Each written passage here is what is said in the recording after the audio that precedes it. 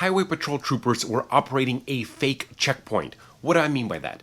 They installed a bunch of signs on the side of the highway. One of them said drug checkpoint ahead, another one said drug canine in use.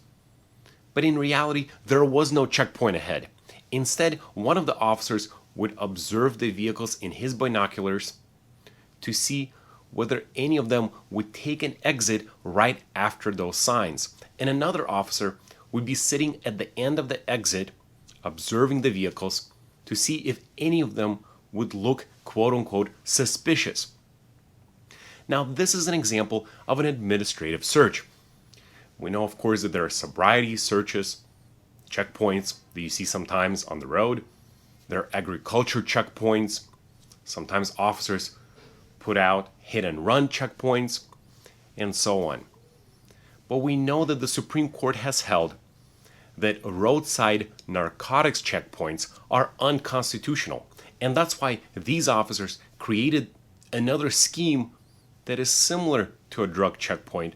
But here, there was no drug checkpoint.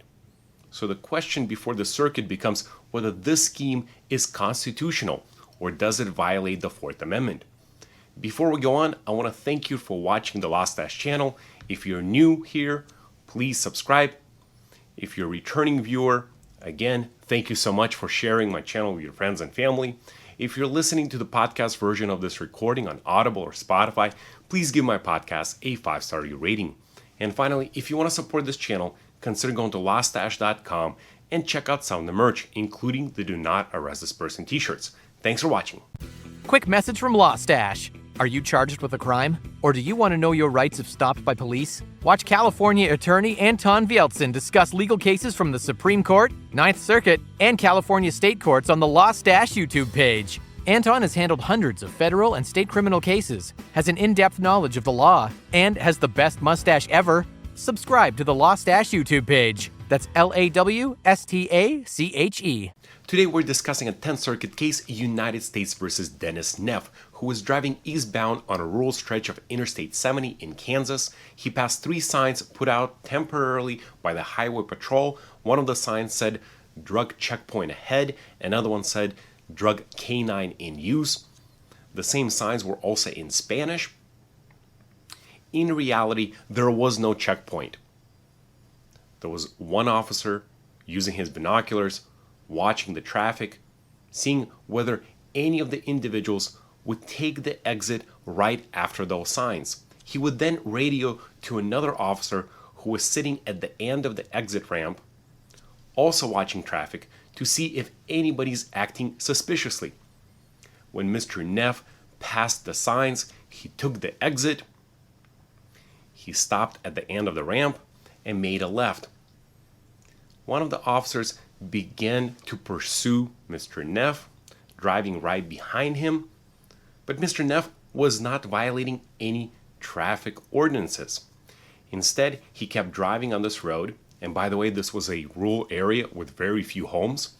At some point, Mr. Neff made a right turn into a private driveway. He then looked at the officer and I guess had this shocked look on his face. Mr. Neff then backed out of the driveway and began returning towards the highway. But at this point, the officer was out of his vehicle in the middle of the road. He pointed Mr. Neff to pull over, which he did. Mr. Neff rolled down his window. The officer approached and began asking Mr. Neff, why did he take the exit? Why was he trying to avoid a drug checkpoint, even though we know that there was no checkpoint? Well, at some point, Mr. Neff volunteered that he had a crack pipe in his car.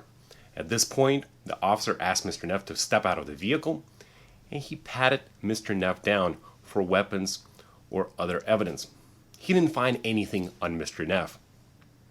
Now, at this point, the court acknowledges that there's a question whether this particular pat-down was constitutional. And the court says there's no need to resolve this question because we're talking about administrative searches. We're more interested in the checkpoint itself or lack thereof rather than this particular pat-down. we don't need to resolve this question in order to answer the question about the drug checkpoints. So at this point, the officer then conducted a search inside the vehicle. Again, he didn't find anything. Using a key fob, the officer opened the trunk, and there he found 7 kilograms of cocaine and $10,000 in cash. Mr. Neff was indicted on drug charges in federal court. He argued for the suppression of the evidence, saying that this particular search was unconstitutional, and in fact, even the stop itself, for 2 reasons. Mr. Neff said that he never violated any traffic ordinances. And number 2, there was no reasonable suspicion that he was committing any sort of crime in order for the officer to pull him over. Now, the officer testified at the suppression hearing, and here's what he said.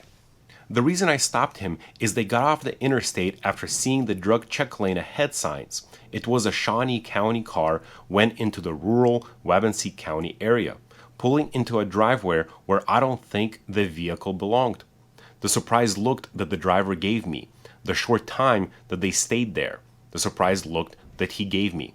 I thought something is very suspicious about this, that I didn't really care for or didn't like. Therefore, I stepped out of the vehicle. When he pulled out, that's when I stopped them. Following up on the testimony, the government argued that the trooper had reasonable suspicion based on 2 separate grounds. First, Neff was patently evasive when he avoided a clearly marked drug checkpoint on I-70 by exiting the highway and then proceeding onto a rural dirt road and randomly pulled into a private driveway. And a second and independent basis for stopping the vehicle was that the vehicle had a registration plate from Shawnee County. It was driving in a fairly secluded and rural area in Wabansie County, and it pulled into a private driveway where it apparently had no legitimate business.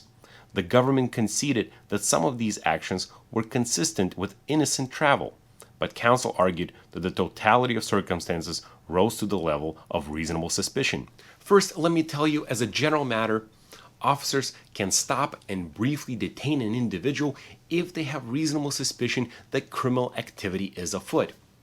These are also known as Terry stops. So that is the reason when officers see a traffic infraction being committed in front of them, such as speeding, they can pull over a vehicle and conduct their investigation and perhaps give the ticket.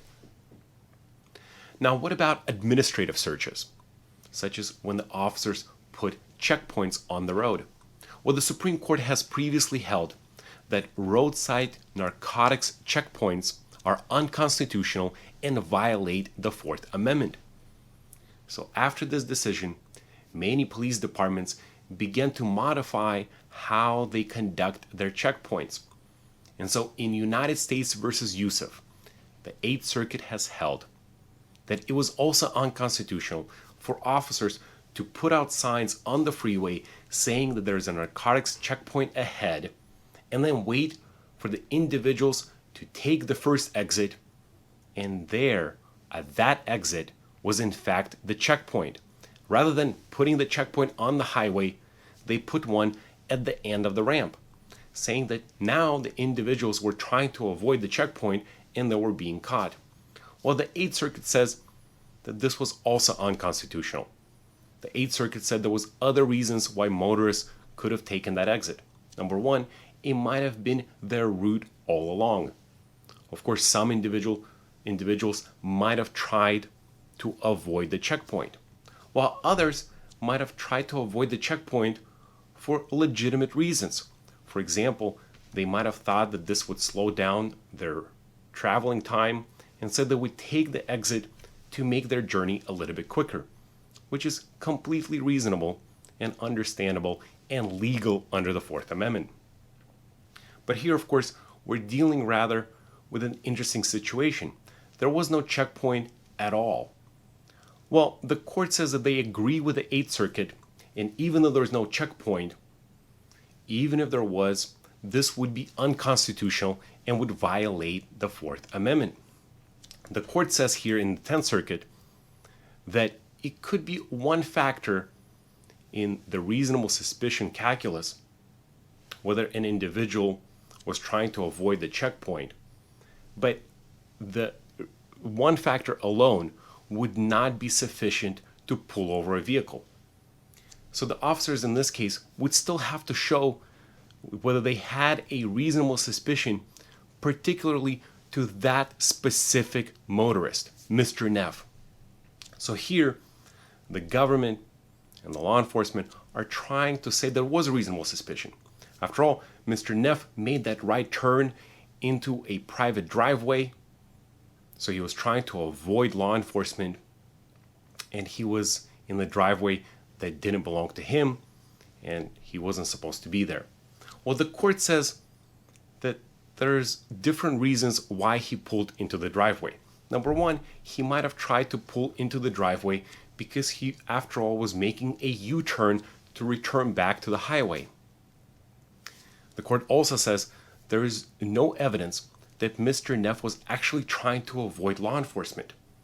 The officer never had his lights on, and we don't have any testimony to say that Mr. Neff was trying to flee or get away from law enforcement. There's no evidence that he even knew that he was being followed. The nervousness doesn't add really to the reasonable suspicion. And so the court says there was no reasonable suspicion here, particular to this driver.